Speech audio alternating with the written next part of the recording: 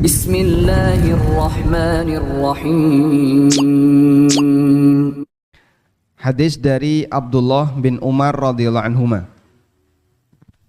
Anna Rasulullah sallallahu alaihi wasallam naha an bai'ith thimar thamarah hatta yabduwa salahuha. Nahal bai' wal mubta'.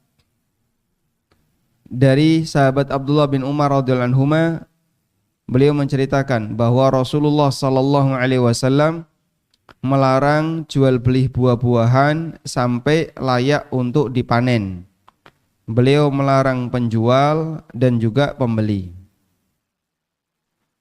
Kemudian hadis yang semisal yang dibawakan oleh penulis adalah hadis dari Anas bin Malik.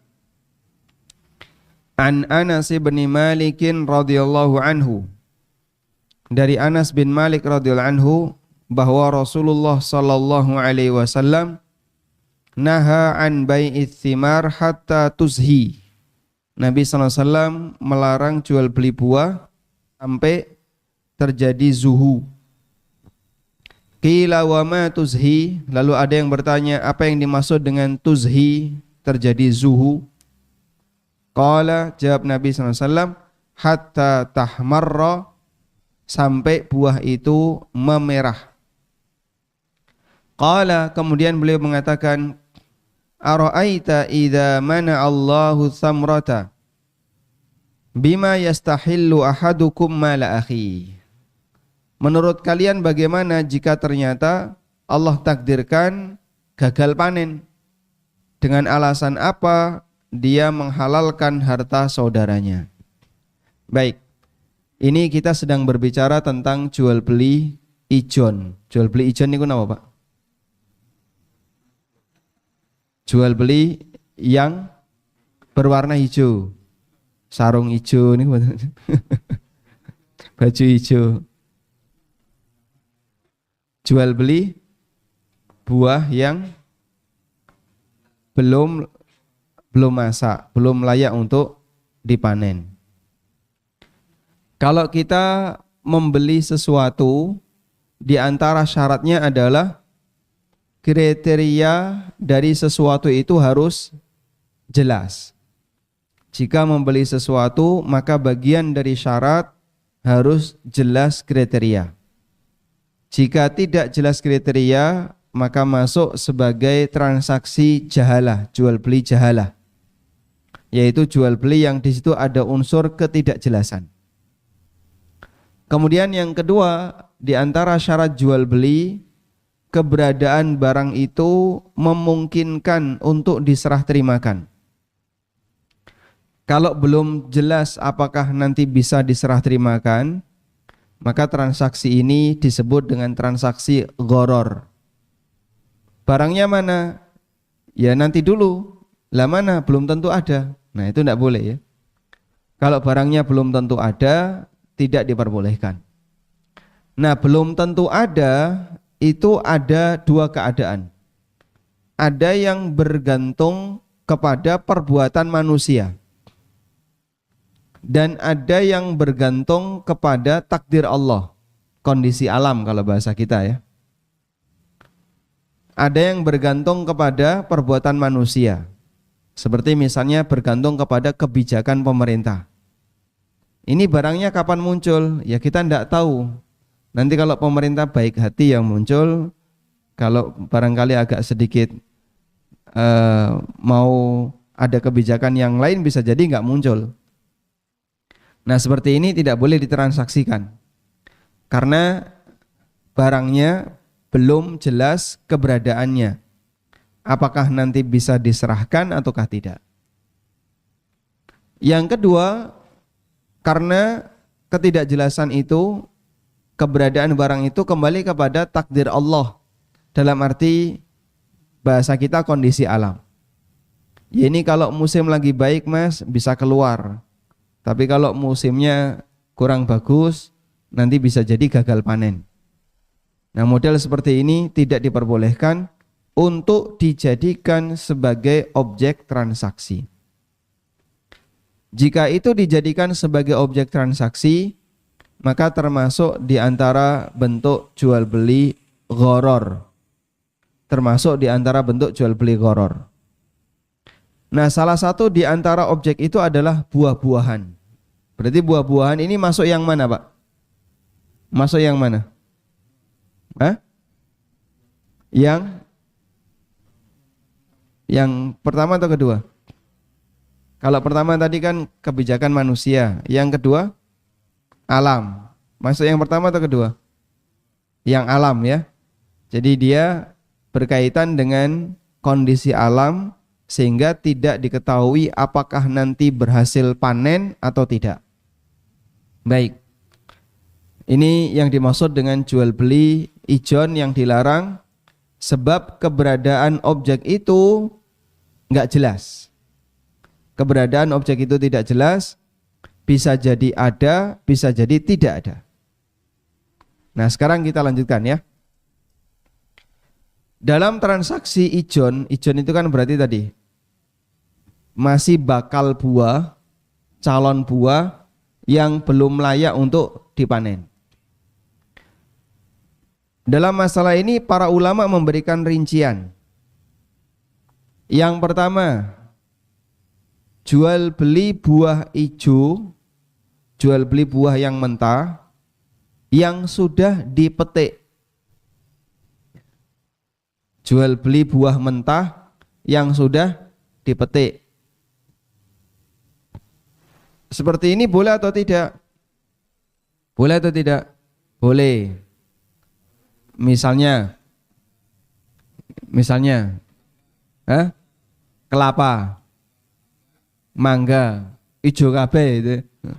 Nah, jenenge kelapa ijo. Contohnya ya, mungkin ibu-ibu kan pernah nyayur jagung yang kecil-kecil itu. Namanya apa itu? Hah? Janggel. Nek gede janggel. Kalau kecil-kecil namanya apa? Posol ya. Posol itu sebenarnya adalah bakal jagung. Tapi karena dia sudah dipetik sejak kecil, digagalkan untuk besar. Sehingga itu dikumpulkan, kemudian dijadikan sebagai sayuran. Boleh nggak seperti ini ditransaksikan?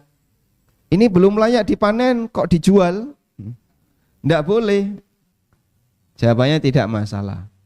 Kenapa? Karena dia sudah dipetik. Dia sudah dipetik, lalu dikumpulkan jadi satu, terus ditimbang, nanti per kilo harganya sekian. Dijadikanlah sayur. Itu contoh menjual buah yang belum layak dipanen, tapi dalam kondisi sudah dipetik. Kita kalau haji dan umroh ya, banyak sekali di masjid-masjid, misalnya di Masjid Kuba, atau di mana lagi, Pasar Kurma, atau di masjid-masjid yang lain. Kurma muda biar subur kan ya. Sing tuku simbah. Arab gua apa mbah men subur. Putune maksudnya nggih. Baik. Dan seperti ini berarti dia menjual, karena saya lihat kurmanya itu hijau, Pak. Nggak bisa dimakan itu ya. Sehingga kalau dimakan itu ya mungkin mirip seperti apa ya, atos keras gitu, sehingga harus di blender dulu, dipecah dulu, kemudian di blender, itu baru mungkin dikonsumsi. Tapi karena dia sudah dipetik, kemudian dia jual utuhan seperti itu, hukumnya diperbolehkan. Kalau dari sisi hukum transaksinya boleh, masalah khasiatnya atau tidak tergantung usia. Nek sing tuku wis 50 tahun ya, ini men subur Mas, bapake kok pengen duwe anak misalnya. Sing tuku pinten? 50 tahun. Nah kalau kayak gini ya wajar saja gitu. Sehingga seperti ini, kalau dari sisi praktek transaksinya tidak masalah. Cuman sebenarnya itu benar nggak sih bisa memberikan pengaruh seperti itu? Karena kan di sana ada banyak sekali ya yang orang itu dikasih motivasi beli ini biar subur. Terus apalagi Pak? Yang biasanya umroh nih. Nggih? Kayu poka. Oh, untuk tasbih. Saya sering sampaikan kepada jamaah, di tanah suci ini tidak ada sesuatu yang khasiatnya terbukti mujarab selain satu, Zam-zam. Kalau yang lain kita belum bisa membuktikan, secara ilmiah juga nggak ada bukti, dan apakah betul di lapangan itu terbukti. Sehingga ada promosi misalnya orang jualan apa tadi seperti kurma muda, kemudian ada kayu yang dipakai untuk tasbih ini untuk menyehatkan badan dan seterusnya. Mohon maaf, kita belum punya bukti. Maka jamaah kalau mau beli dan tidak beli itu urusan pribadi. Cuman kita sampaikan satu-satunya yang valid dan pasti terbukti cuman satu, yaitu Zam-zam. Dan itu gratis satu tuku, nggih. Baik. Nah kalau demikian insya Allah diperbolehkan. Karena sudah jelas, buah itu sudah jelas, objek itu jelas, bukan lagi bersifat peluang. Sehingga kalau mau ditransaksikan silahkan. Yang kedua, jual beli buah yang masih muda, yang ada dalam pohon, dan langsung diambil ketika itu. Langsung diambil ketika transaksi. Hukumnya diperbolehkan. Misal, Gunung Kidul, kalau lagi musim paceklik, suwe ora udan, yang paling dikeluhkan oleh masyarakat adalah angel golek pangan sapi. Sehingga yang paling dipikirkan masyarakat di Gunung Kidul, kalau lama nggak turun hujan adalah angel golek pakan sapi. Rumputan pada kering dan banyak sekali yang kering. Akhirnya yang dijual apa? Jagung. Yang dijual pohon jagung. Nah kalau terjadi seperti ini, yang dijual pohon jagung, bagaimana hukumnya? Jika yang dijual itu kan pohon jagung plus ada bonggolnya, plus ada bakal buah, lalu ditebas, ya sudah, ini pohon jagung sak kebun ini tak tuku kabeh, regane piro sakmene, Pak? Bayar, kemudian langsung dipaprasi semua. Tidak ditunggu, kalau ditunggu ya masih sekian bulan lagi. Tapi langsung dipaprasi, kemudian dijual, kemudian dikasihkan sapi. Apakah ini diperbolehkan? Jawabannya boleh. Kenapa? Kasihan sapinya. Karena objeknya jelas. Dia bisa melihat satu bonggol ini ukurannya sekian, jumlahnya ada sekian, sehingga saat ditransaksikan tidak ada bagian yang tidak jelas, semuanya jelas. Yang seperti ini boleh ditransaksikan. Tapi kalau ditunggu, nanti mau diambil kapan Mas? Ya saat panen. Nah itulah yang bermasalah. Bapak Ibu pernah lihat karuk, tahu karuk? Karuk, kembang jambu, arane karuk. Itu termasuk salah satu di antara unsur jamu. Saya pernah lihat jamu godok kering itu ya. Nah itu banyak karuknya. Kok banyak karuknya? Nah ternyata memang betul, dia itu beli karuk. Padahal itu masih calon. Untuk bisa jadi jambu masih butuh sampai 4 bulan lagi. Tapi dia beli karuk. Bolehkah seperti itu? Boleh. Karena ini diambil pada posisi ketika masih kecil. Memang yang diambil itu. Hukumnya boleh. Baik. Yang ketiga. Jual beli borongan untuk buah-buahan yang sudah siap panen. Jual beli borongan buah-buahan yang sudah siap panen. Contoh, nebas pari. Parinya sudah mangklung, sudah berisi, kemudian siap panen. Lalu ditebas. Boleh atau tidak kayak gini? Boleh atau tidak? Boleh. Kenapa? Karena sudah layak panen. Yang dilarang itu jika belum layak panen. Sehingga kalau seperti ini keadaannya diperbolehkan. Kalau seperti ini keadaannya diperbolehkan karena dia sudah siap panen. Pohon mangga. Ada orang punya beberapa pohon mangga di satu kebun. Lalu datang tengkulak. Kemudian tengkulak ini melihat pohon satu buahnya sekian, pohon dua buahnya sekian, dihitung. Oh, kurang lebih ini kalau diambil semuanya keluar 3 kintal. Kurang lebih 3 kintal. Nembung sama yang punya. Iki wis tak tuku kabeh ya, tak tebas. Oh iya, rapopo piro, sekian juta dibayar di depan. Udah? Kapan mau diambil? Kalau enggak besok ya lusa. Seperti ini boleh karena sudah siap untuk dipanen. Dan ini dulu di zaman Nabi SAW pernah dipraktekkan di zaman Rasulullah SAW dalam bentuk menjual kurma.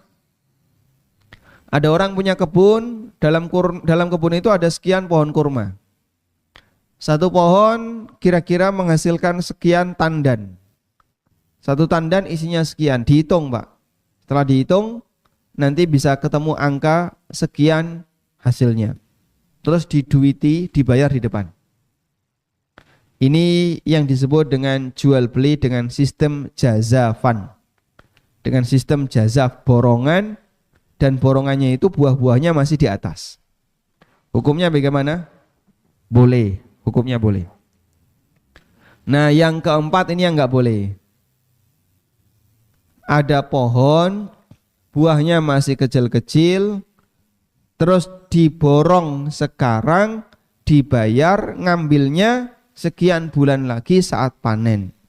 Itulah yang dimaksud dalam hadis ini. Ngambilnya sekian bulan lagi saat panen, itu yang dimaksud dalam hadis ini. Kenapa tidak boleh? Karena masih ada peluang gagal panen.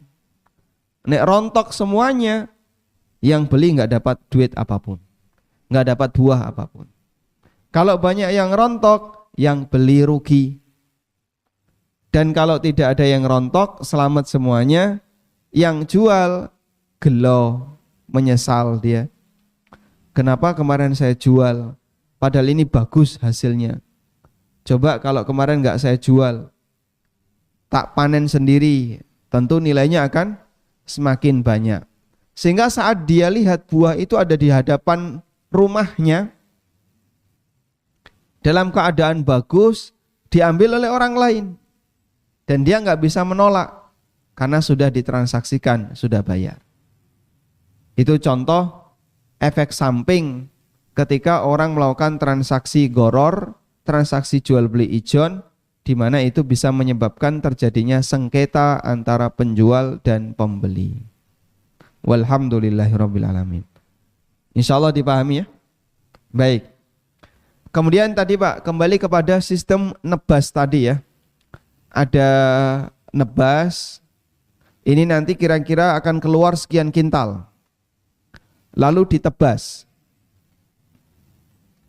Dan saat nebas itu kan pasti ada kiak-kiuk ya. Standar deviasi. Misalnya ini akan keluar 3 kintal, ya plus minus ya 10 kilo. Atau plus minus 20 kilo. Boleh atau tidak kayak ini? Boleh atau tidak? Diperbolehkan. Kenapa boleh? Karena penyimpangannya kecil. Sehingga kalau manusia itu diminta, pokoknya tidak boleh ada unsur penyimpangan. Tidak mungkin terjadi. Karena yang namanya manusia, ketika ngitung pasti ada peluang toleransi, peluang salah. Nah, peluang toleransi bagian yang keliru ini, jika kecil hukumnya boleh. Tapi kalau besar tidak boleh. Ini nanti akan keluar 3 kintal plus minus 2 kintal. Masya Allah. Nah, plus minusnya kok meh podo karo sing gede. Tidak boleh ya. Sehingga plus minusnya harus jauh lebih kecil dibandingkan yang utama. Nah, ketidakjelasan ini adalah ketidakjelasan yang sifatnya mengikuti, dan gharor yang sifatnya mengikuti hukumnya boleh, sebagaimana yang kemarin sudah kita sampaikan. Sehingga kalau kiyo plus minusnya kecil kan, sifatnya mengikuti yang gede, hukumnya diperbolehkan. Karena ketidakjelasan yang sifatnya mengikuti tidak masalah. Wallahu a'lam. Walhamdulillahirabbil alamin. Selesai untuk bab ijon. Nah, sekarang silahkan mau menyampaikan sesuatu tentang bab ijon dulu.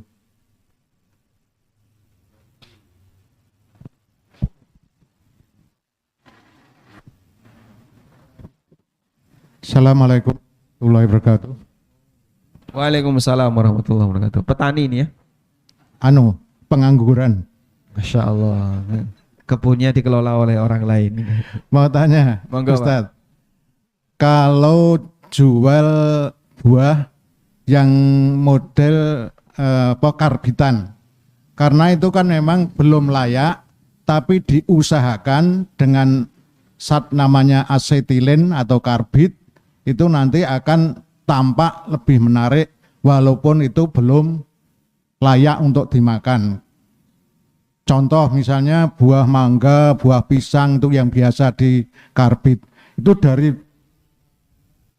penampakannya bagus sekali. Tapi rasanya jelas karena itu belum, istilahnya kalau dalam istilah ilmiahnya belum ripe atau masak, itu rasanya jelas tidak sesuai dengan yang normal. Makasih. Itu yang salah yang menjual atau gimana? Misalnya Assalamualaikum warahmatullahi wabarakatuh. Waalaikumsalam warahmatullahi wabarakatuh. Ya. Memang biasanya kalau di tempat kita ya, ada beberapa buah itu yang dia diambil sebelum matang. Kenapa? Nanti tidak kedisian maling. Kalau enggak kedisian codot, kelelawar. Sehingga rebutan antara manusia dengan codot. Kalau seperti ini bagaimana? Akhirnya dia ambil sebelum matang, terus disimpan. Nanti setelah diperam dalam waktu yang lama, matang, baru dimakan. Baik. Tapi dalam kasus yang lain adalah untuk buah-buahan yang memang mengambilnya itu tidak nunggu matang. Buah-buahan yang memang ngambilnya itu tidak tunggu matang. Dalam arti tidak nunggu harus matang total. Karena dia butuh untuk pengiriman. Sehingga kalau harus matang total, wah, kalau dikirim sampai di tujuan nggak bisa dijual. Betul, kalau kemudian diambil lalu dimakan langsung, itu yang paling enak. Masalahnya dia diambil bukan untuk dimakan yang punya, tapi diambil untuk dijual oleh yang punya, dan jualnya itu sampai ekspor. Ada yang sampai dikirim ke luar negeri dan seterusnya. Sehingga kondisi pisang yang impor dari luar, mangga yang impor dari luar di tempat kita itu rata-rata adalah diambil dalam keadaan mentah, lalu sampai di sini dalam waktu sekitar 1 pekan dia sudah layak untuk dikonsumsi. Kalau kayak gini boleh atau tidak? Intinya begini, selama layak dikonsumsi di rentang waktu tertentu, berarti dia menjual sesuatu yang layak untuk dikonsumsi. Insya Allah tidak masalah. Nah, sekarang ada kasus bagaimana kalau dikarbit? Kalau dikarbit kemudian itu mempercepat proses pematangan ya, agar lebih enak untuk dikonsumsi selama tidak membahayakan manusia, insya Allah diperbolehkan. Nah, saya tidak tahu nih ukuran yang itu bisa disebut membahayakan dan tidak bagaimana. Karena kan kita bertahun-tahun makan kayak gitu, Pak ya. Bahkan yang dimakan untuk kepentingan pribadi saja nganggo dikarbit. Ya. Saya masih ingat kan orang-orang simbah-simbah dulu, ya, misalnya dia panen mangga atau panen pisang atau apapun, ditaruh di kamar, ya. Ditaruh di kamar, kemudian dikasih karbit. Padahal itu yang mau dimakan dia sendiri, yang mau dimakan dikasihkan ke anaknya, ke cucunya, ya pakai itu. Berarti memang menurut dia ini aman bagi kesehatan dia. Ya meskipun dia nggak pernah melakukan penelitian ya. Coba yang melu-melu kok yang ini kok enak jadi dipangan. Nah sekiranya itu tidak termasuk di antara bentuk yang membahayakan orang lain, insya Allah tidak masalah. Yang kedua, apakah ini ada unsur penipuan? Apakah ini ada unsur penipuan? Ada dua ya, proses ada dua. Ada proses normal dan ada proses tidak normal. Apabila ini masih terhitung sebagai proses normal, artinya masih bisa ditoleransi, insya Allah tidak masalah. Tapi kalau ini terhitung sebagai proses tidak normal, bisa jadi itu masuk kategori penipuan. Contoh yang sering kita jumpai adalah disuntiki. Misalnya apa? Jeruk, semangka, disuntik tujuannya apa Pak? Biar manis atau biar merah. Sehingga dia dikasih suntik air madu atau air gula karamel. Kalau seperti ini yang terjadi, ini unsur penipuan. Berarti ditambahkan zat aditif yang mempengaruhi buah ini makin manis, buah ini penampilannya makin bagus misalnya. Contoh disiram dengan air apa itu? Bukan biar kelihatan mengkilap. Apel itu dikasih lilin. Nah ini semuanya nggak tahu ya. Manusia itu melakukan semua ini tujuannya apa? Untuk meraup keuntungan. Padahal itu membahayakan orang lain. Akhirnya dia itu ngerusak suasana di pasar. Coba, kadang kan kita kayak gini ya. Pasar penuh dengan suudzon. Itu kira-kira nyaman nggak Pak? Nggak nyaman ya? Anda ketika masuk pasar ketar-ketir wedi. Ojo-ojo engko ditipu. Jangan-jangan nanti ditipu, jangan-jangan kok dihapusi. Sehingga muncul rasa ketar-ketir gak nyaman. Gak nyaman itu membuat kita jadi gak enak ketika belanja. Makanya kadang sampai ada orang bilang gini ya, beli di pasar kadang dihapusi, ditipu. Mending beli di supermarket, lebih mahal gak masalah, yang penting pasti. Makanya kalau pemerintah sekarang sedang menggalakkan, mari belanja di pasar tradisional, membangun UMKM, biar kegiatan di pasar tradisional lebih meriah dibandingkan yang ada di mall. Masalahnya edukasi untuk pelaku di pasar tradisional nggak maksimal, sehingga orang kadang ketakutan melbu pasar tradisional, harganya sama dengan di mall atau mungkin lebih murah sedikit, tapi banyak unsur penipuan. Sehingga dia merasa nggak nyaman. Apalagi kalau orang itu tidak begitu paham dengan objek yang ditransaksikan. Karena itu mungkin penting untuk kita tekankan ya, edukasi bagi para pedagang yang ada di pasar itu sangat besar pengaruhnya. Dan dulu di zaman Umar bin Khattab radhiyallahu anhu seperti ini sering dilakukan. Beliau inspeksi ke pasar Madinah, lalu ngecek satu-satu para pedagang, diinterogasi, ditanya. Kalau lolos dibiarkan, kalau enggak diusir oleh Umar. Beliau membawa tongkat ya, dirah namanya, seperti tongkatnya jenderal itu. Kemudian diusiri sambil mengatakan la yabi'u fi suqina illa man tafaqaha. tidak boleh berjualan di pasar kami kecuali orang yang paham tentang fikihnya. Karena kalau tidak dia akan melanggar aturan syariat, mendolimi orang lain dan seterusnya. Umar bin Khattab radhiyallahu anhu pernah melihat ada orang jualan susu dicampur air. Jualan susu campur air, langsung ditumpahkan, Pak. Di depan penjualnya. Langsung ditumpahkan. Tujuannya adalah sebagai hukuman bagi yang bersangkutan biar tidak diulangi dan dilihat oleh banyak orang sehingga sebagai hukuman sosial. Akhirnya kan tingkat kepercayaan dia jadi hilang.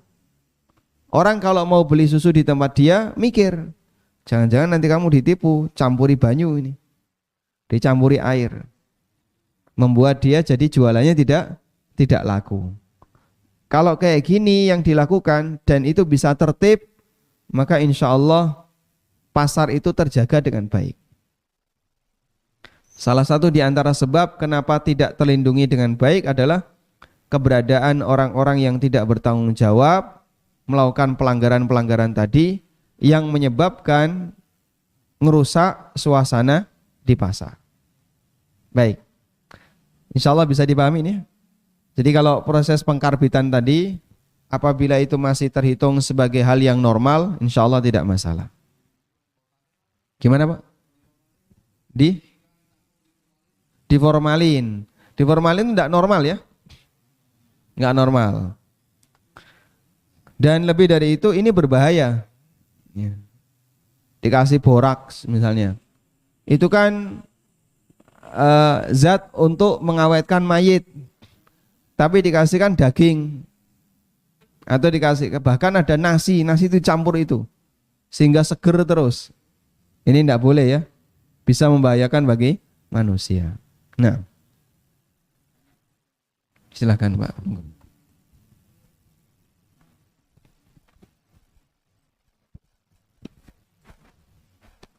Baik, bismillahirrahmanirrahim. Assalamualaikum warahmatullahi wabarakatuh. Waalaikumsalam warahmatullahi wabarakatuh. Tadi yang jual beli kategori keempat ya.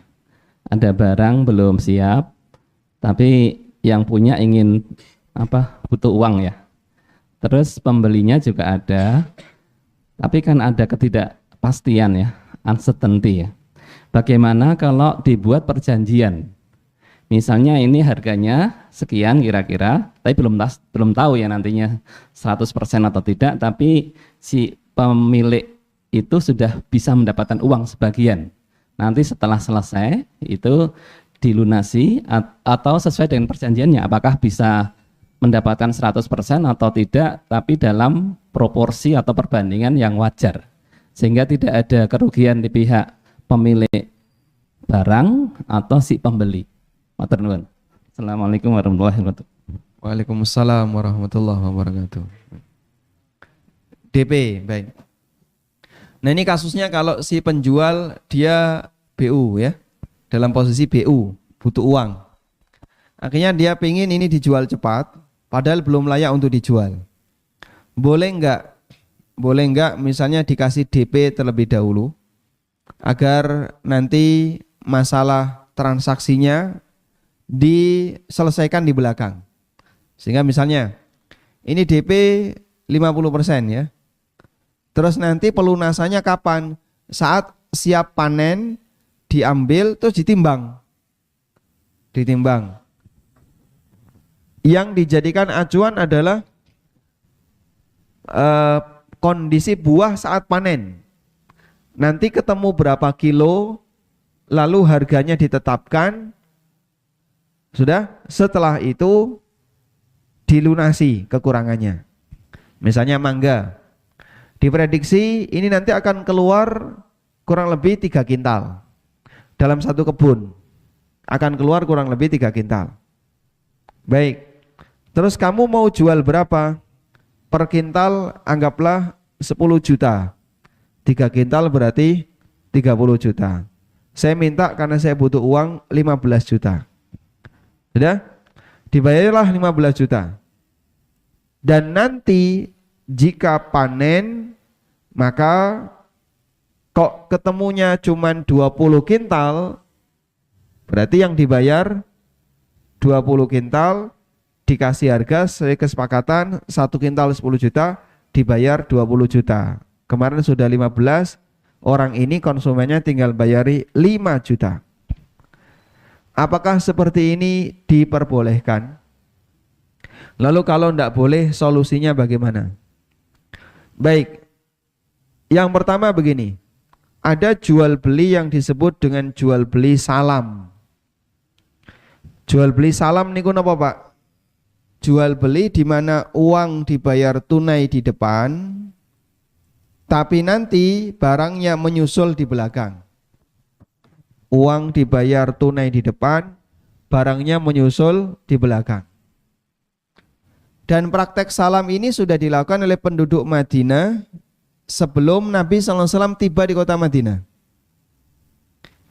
Ketika beliau tiba di kota Madinah, Rasulullah SAW melihat praktek ini, lalu beliau mengatakan, "May yuslif fi tamrin fal yuslif fi kailin ma'lum wa waznin ma'lum wa fi waqtin ma'lum."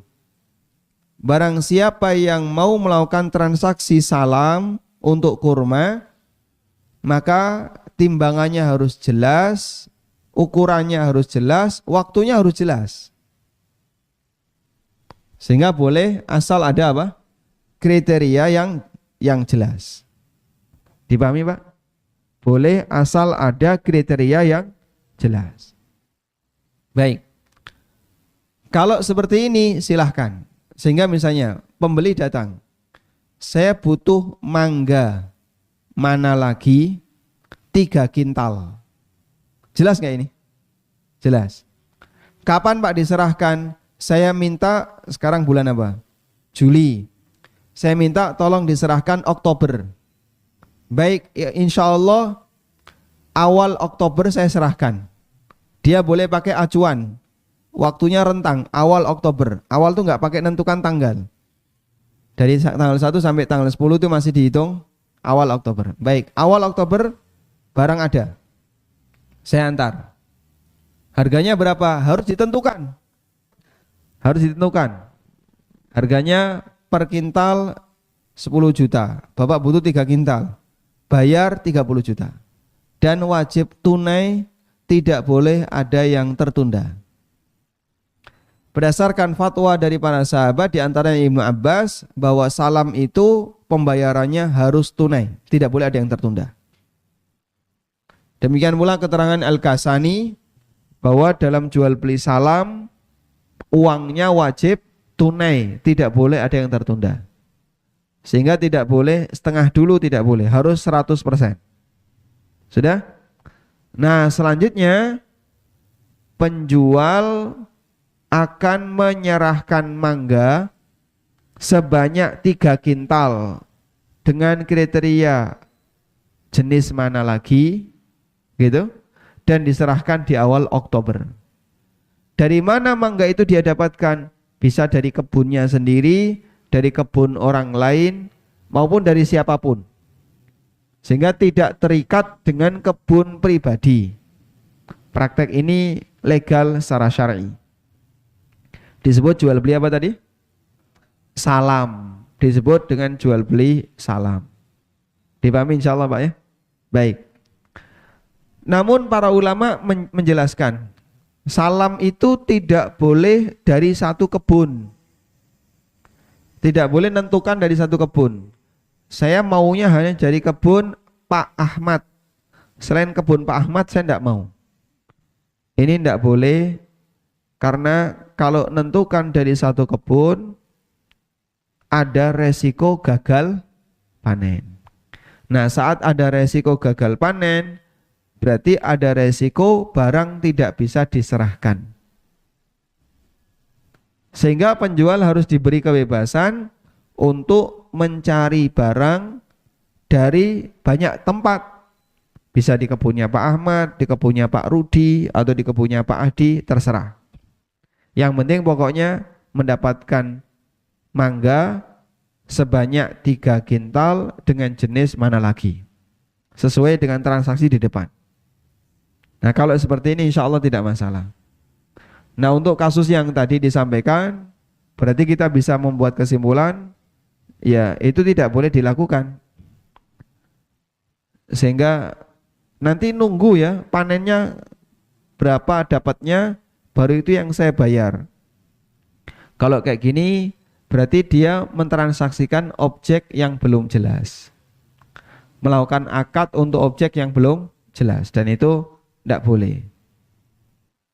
Terus kalau orangnya butuh uang gimana? Kalau orangnya butuh uang, maka boleh diutangi dulu. Pak, saya utang ya, utang nanti akan saya bayar, saya akan bayar kalau buah saya udah panen. Silahkan. Insya Allah boleh, namun tidak boleh disyaratkan. Ya sudah, kue tak utangi, tapi syaratnya buahmu didol ning nggon aku. Ini tidak boleh ya. Hasil buah kamu nanti dijual ke saya. Ini tidak boleh. Kenapa tidak boleh? Karena ada hadis yang melarang itu. Nabi SAW bersabda, la yahillu salafun wa bai'. Utang tidak boleh digabung dengan jual beli. Sehingga kamu tak utangi, syaratnya nek panen dol ning nggon aku. Itu tidak boleh. Insya Allah nanti akan kita bahas lebih rinci. Oke, monggo Pak.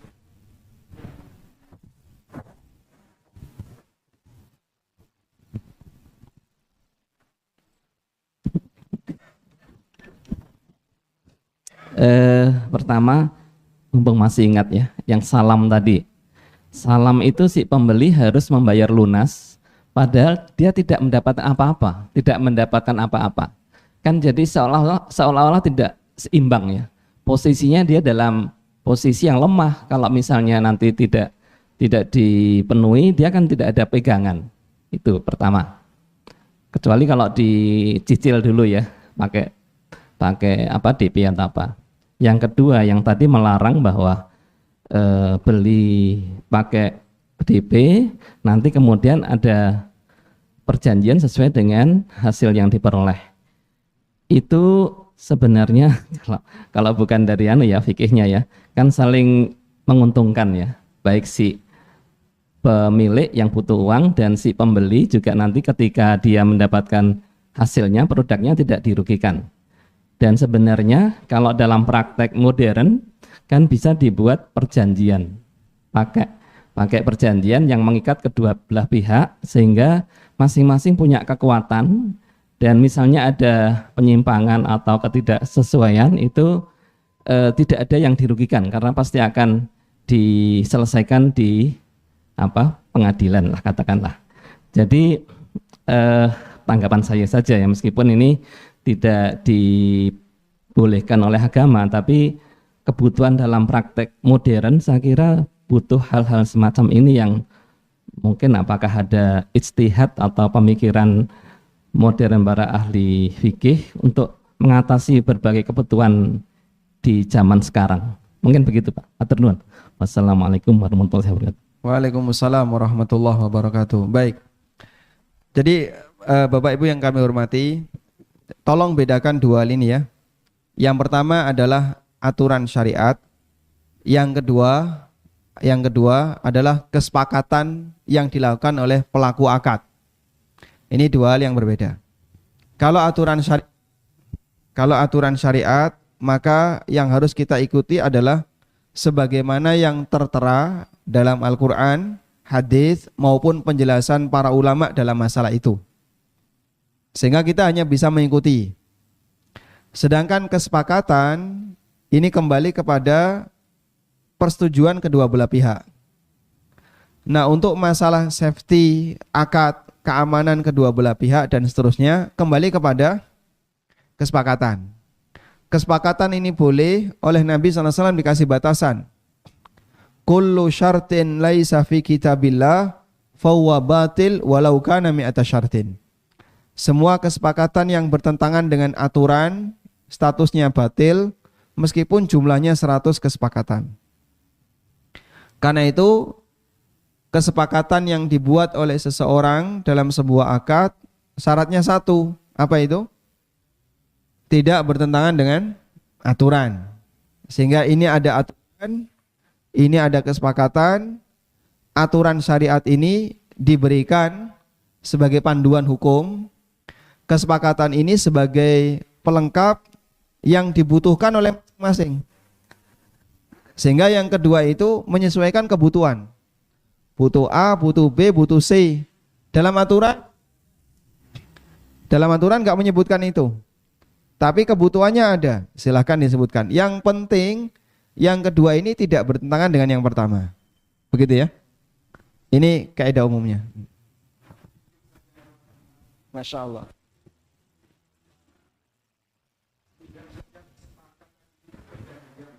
Tidak sebuah kesepakatan perjanjian.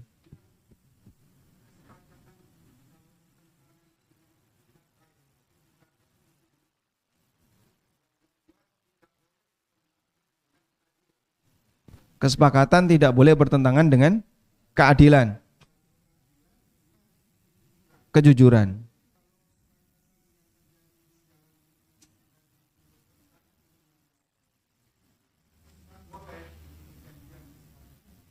Dibawa ke pengadilan nggak berlaku itu. Tergantung, masya Allah. Nah.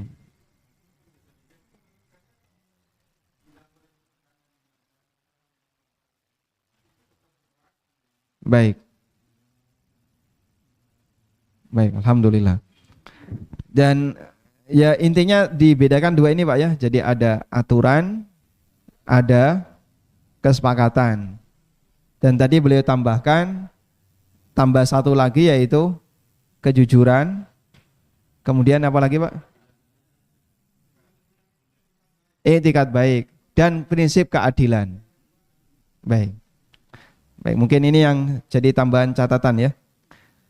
Sehingga begitu Pak Musleh, mungkin nanti karena pembahasan ini waktunya sangat terbatas. Ini sudah berbunyi dan jamaah sudah mulai gelisah. Iya, ibu-ibu kan belum masak masalahnya. Oh, masak. Ya jenengan dereng masak niku pripun?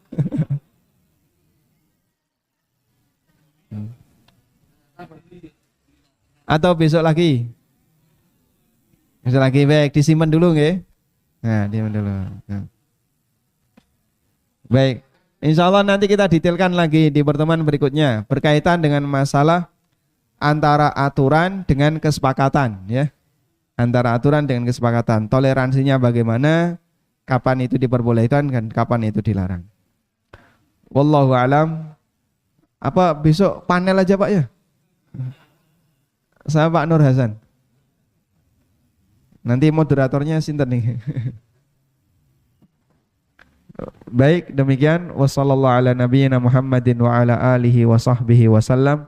Wa akhiru da'wana anil hamdulillahi rabbil alamin. Wassalamu alaikum warahmatullahi wabarakatuh.